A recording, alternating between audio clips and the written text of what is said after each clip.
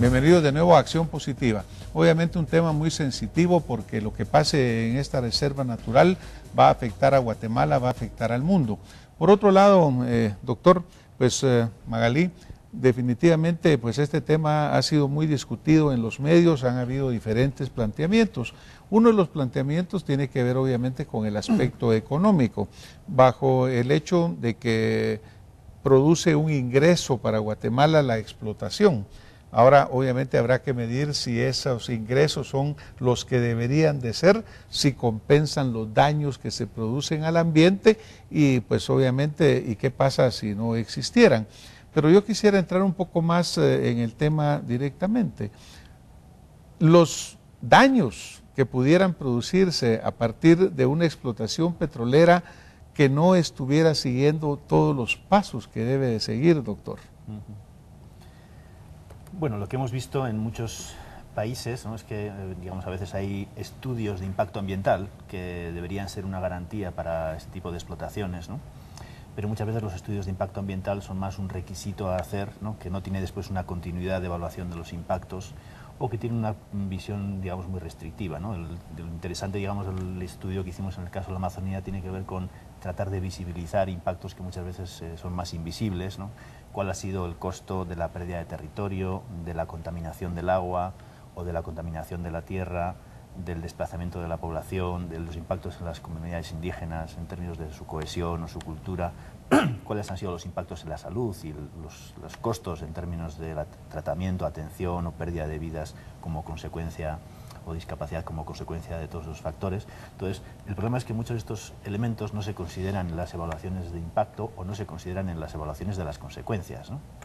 Lo primero que debería haber también sería una evaluación, si en este caso yo no conozco Laguna del Tigre, pero debería haber una evaluación de qué impacto ha tenido los 15 años o 25 años que ha tenido ya la explotación allá, para tratar de hacer un inventario de cuáles han sido esas consecuencias, ¿no?, cuáles deberían ser las formas de reparación, no solamente remediación en términos de restrictivos, porque a veces en lo ambiental se usa ese término de remediación ambiental con un carácter muy limitado a tratar de eliminar algunas de las zonas más los contaminantes más evidentes, sino con una concepción más amplia de la reparación. Eso debería hacerse en este caso, porque no todo entra en una valoración economicista restringida, ¿no?, en ciertos números, y creo que hay que poner en la balanza, digamos, los recursos económicos que estas explotaciones pueden proporcionar al país o a un gobierno, a un Estado, a una población, pero también las consecuencias que eso tiene. Si uno mira el caso de la Amazonía ecuatoriana, pues hay muchas explotaciones por parte de muchas empresas en el Amazonas, pero la Amazonía,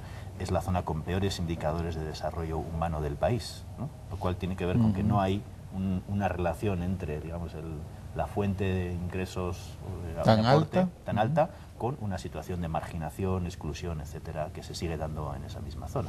Por ejemplo, Magalí, yo sé pues de que usted ha tenido una participación en esta defensa de la naturaleza por muchos años. Ustedes en el 99 creo que ya tenían recursos contra esta explotación petrolera. Lo menciono porque algunos sectores también dicen, bueno, ¿y por qué hasta ahora están saliendo con esta protesta? Pero sí me recuerdo que usted en el 99 ya tenía una acción. Ahora, por ejemplo, el presidente de la República menciona el hecho de que nadie ha podido probarle de que sea la explotación petrolera la que ha causado el problema, sino que es más que todo la depredación, la invasión, el hecho de que han entrado pues fincas ganaderas, la extensión de la frontera agrícola. Usted, con la experiencia que ha vivido en esta lucha que ha sostenido, ¿qué piensa de esto? Que hay que tener muy claro que toda la destrucción llegó a Laguna del Tigre por la carretera que abrió la petrolera, en primer lugar.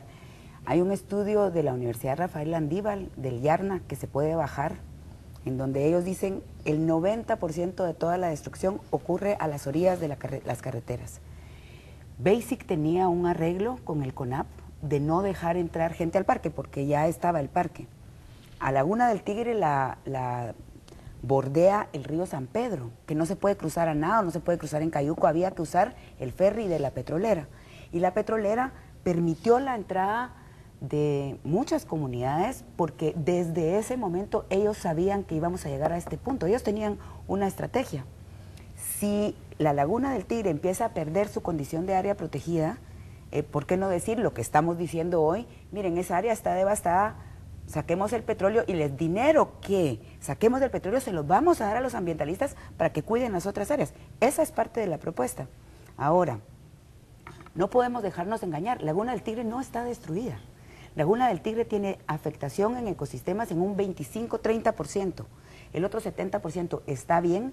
Laguna del Tigre son humedales, son bajos. Si ustedes miran las imágenes, lo que nos han vendido es que está totalmente destruida. Eso no es cierto. No son aquellas selvas frondosas, son humedales. Entonces, eso es lo que yo creo que la población tiene poca información y que lo importante que tenemos que hacer es entender la dimensión del problema para poder reaccionar como sociedad ante una decisión que va a afectar nuestro futuro. Claro, ahora, pero yo le comentaba también, hace un momento que hablábamos con el doctor, por otro lado, sí es una fuente de ingresos, pues, para Guatemala. Pero la Laguna del Tigre podría ser una fuente de ingresos tanto o más importantes que el petróleo bien utilizada. Tiene posibilidades para hacer turismo ecológico, cultural, ahí hay sitios mayas, ahí está el único lugar de anidamiento de las guacamayas, ese lugar se podría utilizar con más nobleza que haciendo una explotación que saca, sí, un rédito inmediato que va a muy pocas manos, pero que no se está poniendo en la balanza los tremendos daños que eso implica y cómo se potencia el peligro, porque la prórroga del contrato también implica la apertura de 5 pozos nuevos y la habilitación de 6 pozos que estaban abandonados. Entonces, eso quiere decir que va a haber mucho más explotación en Laguna del Tigre y que el riesgo de la zona sube muchísimo. Mira el Golfo de México, ¿cómo está hoy? Claro, pero por ejemplo, doctor, cuando usted mencionaba en la Amazonia ecuatoriana el hecho de que hay daños que no se pueden cuantificar, ¿cómo verdaderamente pudiéramos tratar de decir, bueno, hacer este balance, ¿no?, de lo que decía Magalí? ¿Cómo sopesamos esto y poder decir, mire, obviamente todo esto tiene que dar a una discusión, por eso hablábamos al principio de una discusión educada, razonada, para que el guatemalteco tenga criterio? ¿Cómo se puede medir cuantificar ese daño?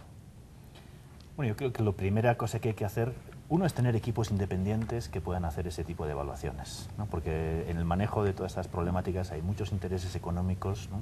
Hay mucho dinero por medio, hay muchas agendas más o menos legítimas de diferentes actores, y creo que la primera cosa que se necesita es una evaluación que sea interdisciplinar, ¿no? Porque estamos hablando que no solamente digamos, una visión del daño ambiental en términos de si hay contaminación de fuentes de agua o si hay contaminación de la tierra a raíz de las tecnologías que muchas veces obsoletas, apertura de piscinas a cielo abierto sin ninguna protección, que se ha seguido haciendo en la Amazonía, y no sé si es el caso de la Laguna del Tigre, pero primero deberíamos tener equipos independientes que puedan hacer este trabajo, de forma que los datos que arrojen sean suficientemente consistentes y válidos para poder llevar adelante una política.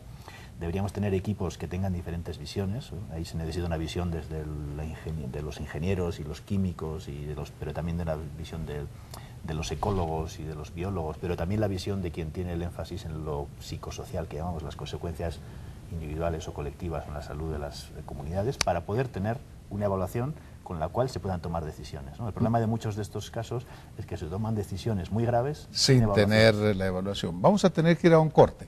Vamos a ir a un corte y regresamos en un momento con más Acción Positiva.